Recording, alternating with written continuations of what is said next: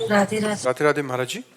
महाराज जी, जब हम लोग पूरी ईमानदारी से अपने काम अपने रिश्तों को निभाते हैं, उस मेहनत का फल नहीं मिलता, फिर भी हम पूजा पाठ करते हैं पूरे दिल से, बट महाराज जी कभी कभी विश्वास टूटता आप है। हमें बताओ, अभी खेती बोओगे तो आज ही रोटी दाल उसकी पालोगे क्या?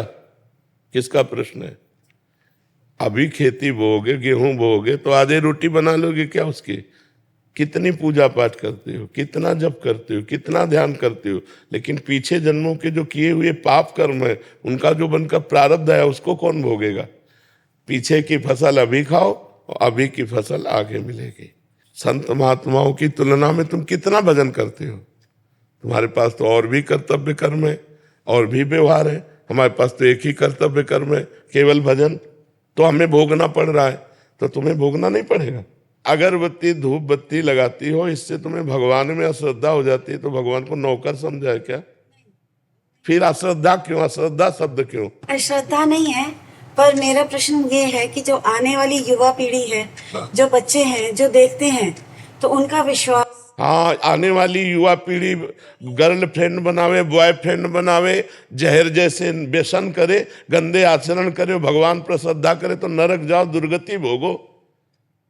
अगरबत्ती लगाने से हमारा प्रारब्ध बदल जाएगा? इतनी बड़ी तपस्या है, पाप किए हो तूफान जैसा, पहाड़ जैसा, और अगरबत्ती के धुआं से पहाड़ उड़ाना चाहती हो, उड़ जाएगा क्या?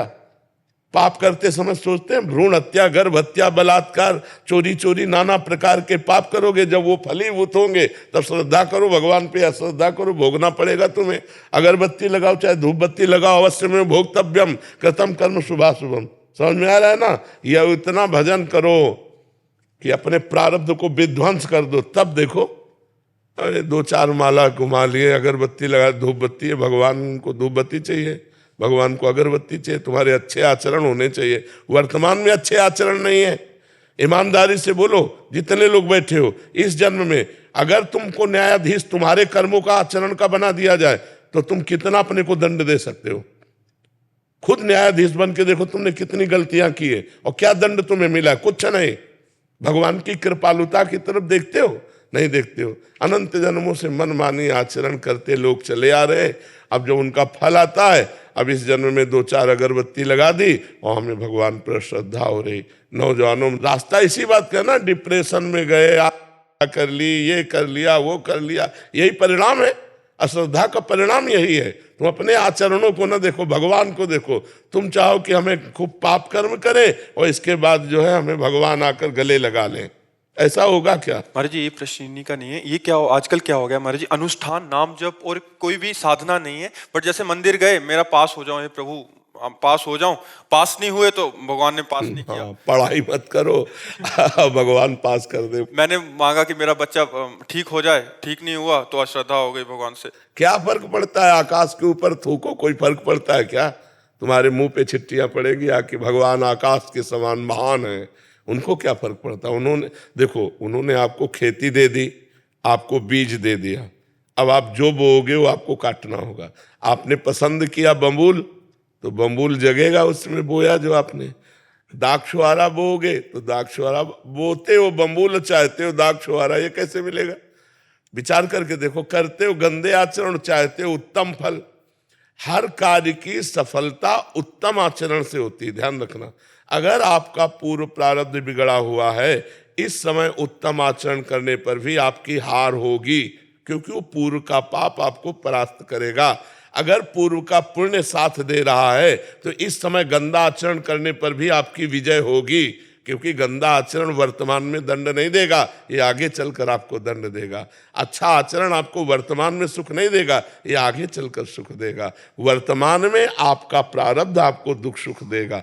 मनुष्य जन्म दुख सुख भोगते हुए अच्छा कर्म करने के लिए मिला है। हमें यहाँ भगवान से किसी भी तरह की श्रद्धा और अश्रद्धा का विषय नहीं लाना चाहिए। हाँ, श्रद्धा का विषय यह है कि ऐसी परिस्थितियों में भी भगवान हम टूटे नहीं, हम आपके कृपा बल से इन दुख सुख को सहते हुए सही आचरण से चले। जैसे पांडवों का राज्य छिन गया, यहाँ तक कि पत्नी भी दांव में लग गई, लेकिन वो धर्म से च्युत नहीं हुए। 12 वर्ष का वनवास, 1 वर्ष का अज्ञातवास, लेकिन धर्म से च्युत नहीं हुए। ये भगवान की कृपा। उन्होंने कभी भगवान को नहीं कोसा, हम लोगों की क्या आराधना है, बेमतलब भगवान पर श्रद्धा श्रद्धा की बातें करते रहते हैं। भगवान क्या है, महान है, वो एक महान पावर है। आप अब देखो, बिजली को गाली दो, कनेक्शन सही हो ना, आपके बोर्ड में बिजली आ रही है, आपने 2 तार ऐसे लगाए और वो कनेक्शन सही नहीं हुआ, अब ऑन ऑफ करते रहो, बल्ब सही है, तार भी सही है, प्लग भी सही है, बोर्ड में बिजली है, लेकिन वो ऑन नहीं होगी, जलेगी नहीं। क्यों? कनेक्शन सही नहीं।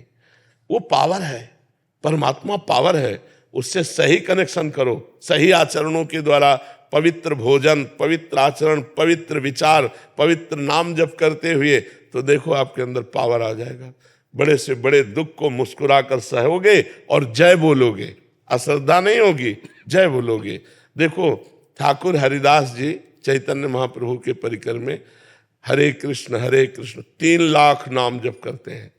यवन बादशाह को काजियों ने भर दिया तो उनको बंदी बना लिया गया और कहा गया कि आप यवन कुल में जन्मे हो, तो उनको सजा दी गई 22 बाजारों में कोड़े मार मार करके उनको मृत्यु दंड।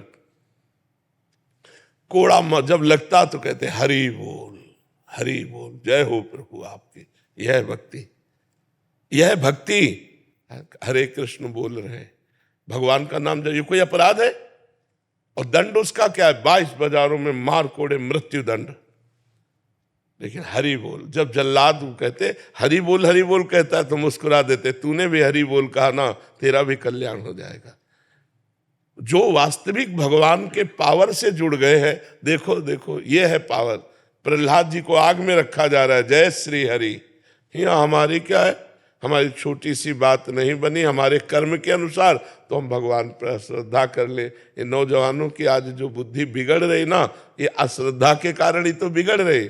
अगर वो श्रद्धा करके माता पिता के चरण छूते, श्रद्धा करके अध्यात्म को स्वीकार करते, तो ना तो व्यभिचार में जाते, ना व्यसन में जाते, अपनी पढ़ाई को पढ़ते, अपने कर्तव्य को पूरा करते, अच्छे नंबर लाते।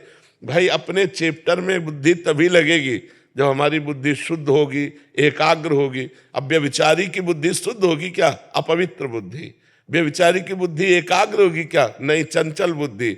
व्यभिचारी की बुद्धि व्यसन रहित होगी क्या? नहीं, नशेबाज। तो नशेबाज, व्यभिचारी और चंचल बुद्धि वाला किसी भी चैप्टर को कंठस्थ नहीं कर सकता, किसी भी विषय में सफल नहीं हो सकता।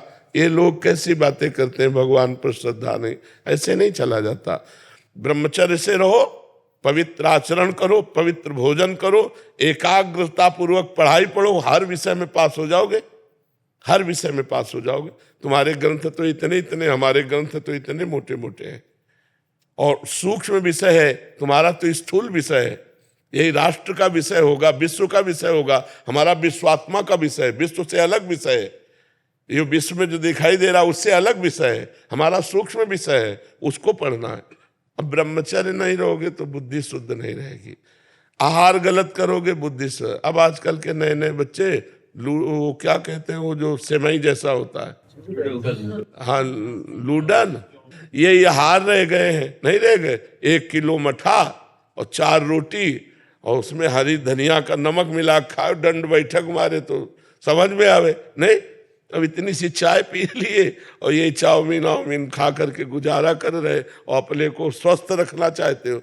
अरे नहीं, 100-200 ग्राम घी जाए, पचे शरीर में, 1-2 लीटर शुद्ध दूध जाए, दंड बैठक मारो, 2-4 किलोमीटर दौड़ो, पवित्र आचरण करो। अभी देखो नौजवानों की बुद्धि तेज सब बढ़ जाए। अब इधर उधर का गंदा भोजन पाओगे, दूसरे का मांस खाने से चर्बी बढ़ सकती है, आत्मबल नहीं। पवित्र आहार करोगे तो माना तुम्हारी चर्बी नहीं रहेगी, लेकिन आत्मबल बढ़ेगा, तुम्हारी बुद्धि बढ़ेगी, तुम प्रखर बुद्धिमान होगे।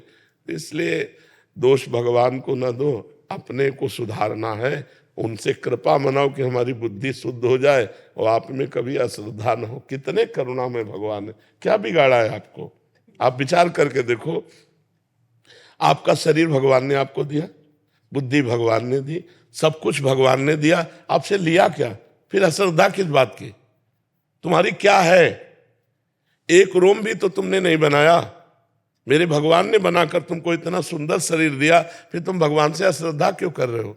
भगवान ने तुम्हें पृथ्वी दी, वायु दिया, अग्नि दिया, तेज दिया, सब कुछ दिया है, क्या भगवान की अश्रद्धा करने का विषय बनता है?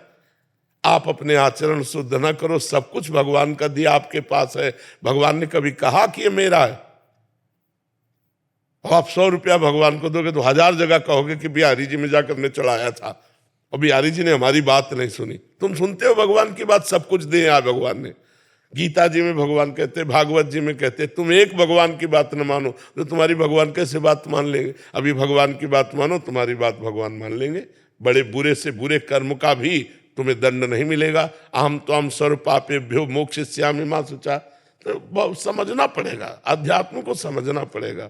जैसा बोओगे वैसा काटना पड़ेगा। ऐसे ऐसे लोगों से पाप बन रहे जिसे समझते नहीं पाप है। पहले किया व्यभिचार और जब गर्भ रह गया तो बच्चे को झाड़ियों में फेंक दिया, कूड़े दाने में फेंक दिया। कितनी बच्चे बच्चियां ऐसे मिलते हैं जो कूड़े दानों में मिल रहे। तो मान लो जैसे गृहस्थी में भी है तो भ्रूण हत्या, गर्भपात, ये सब कितने भयानक भयानक पाप है। कोई बिरला ऐसी होगी, खुली बात कह रहा हूं, कोई बिरला ऐसी मां बहन होगी जो गर्भपात न कराए। अब फिर उसका दंड, गर्भस्थ शिशु की हत्या बहुत बड़ा पाप है।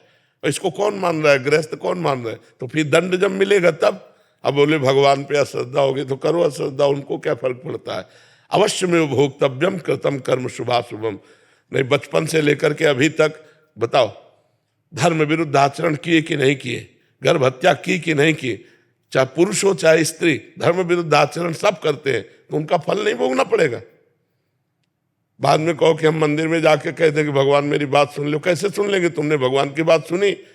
भगवान जब कह रहे हैं कि 25 वर्ष तक ब्रह्मचर्य रहो, फिर जब ब्याह हो जाए, पाणी ग्रहण हो जाए, जय जय वर्ष में, तो गृहस्थी धर्म में फिर अपने ब्रह्मचर्य को तोड़ो। कौन रह रहा है? सबसे पहला आश्रम सबका है ब्रह्मचर्य, फिर गृहस्थ, फिर वानप्रस्थ, फिर सन्यास। कोई चल रहा है? अभी उठ के खड़े होना नहीं आता, बॉयफ्रेंड हो गए।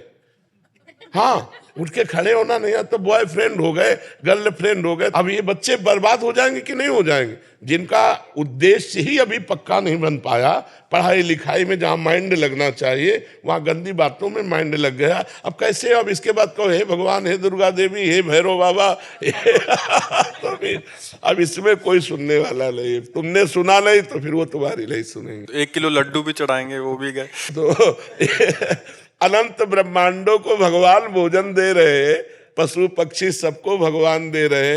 यार तुम उनको किलो 2 किलो लड्डू से पोसलाना चाहते? मर्जी ऐसे ही हो गया है आज। देखो, एक चुल्लू पानी में वो फुसल जाने वाले हैं, एक तुलसी दल में फुसल जाने वाले हैं, पर ईमानदार के हाथ से। बेईमान के हाथ से करोड़ों का भोग लगा गया दुर्योधन ने। महल में करोड़ों की भोग की व्यवस्था अरबों की थी, भगवान देखा भी नहीं। और विदुरानी के हाथ के केले के छिलके पाए जाके तुरंत, घंटा 2 घंटा नहीं, वहां से हटने के बाद सीधे विदुरानी के घर गए। दुर्योधन से कहा मुझे भूख नहीं है, और वहां जाके कहा भूख लगी लाओ। और वो ऐसी प्रेम में बावरी कि गूदा फेंक रही, छिलका दे रही, महाराज छिलका खा रहे। वाह वाह।